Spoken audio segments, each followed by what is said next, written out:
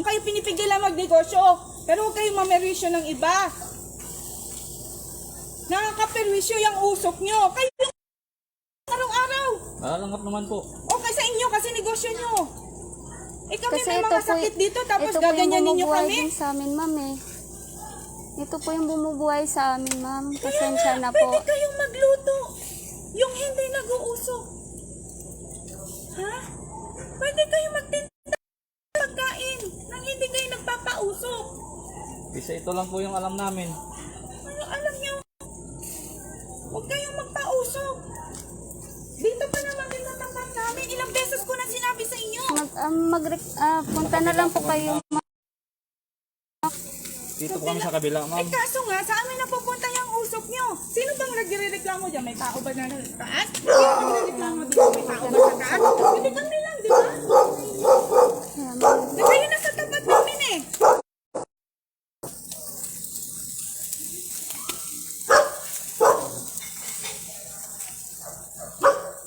Hintayin nyo po kayo? Para matigil lang kayo? Hintayin nyo? Okay lang Anong po. kaso po, ma'am?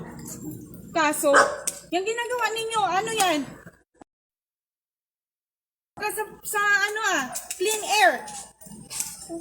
Yung ginagawa ninyo, pinupollute nyo ang air namin. Kaya mo na, be.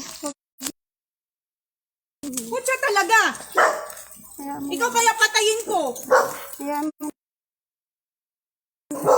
Pinapatay mo kami yung ginagawa ninyo. Okay lang sana kung hindi mo kami pinapatay niyan. Naghanap buhay lang naman tayo. Kaya Hanap buhay nyo nga, pero nag-aperwisyo naman kayo na ibang tao. Okay lang magnegosyo kayo dyan, wag lang kayo mamerwisyo. Anak ko doon, nakakalanghap ng usok ninyo everyday.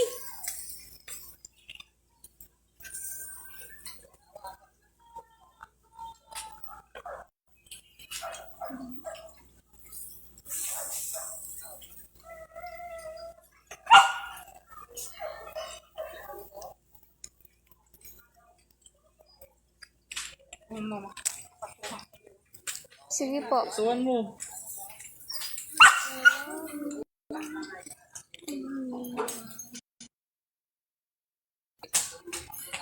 Ano kaso mo?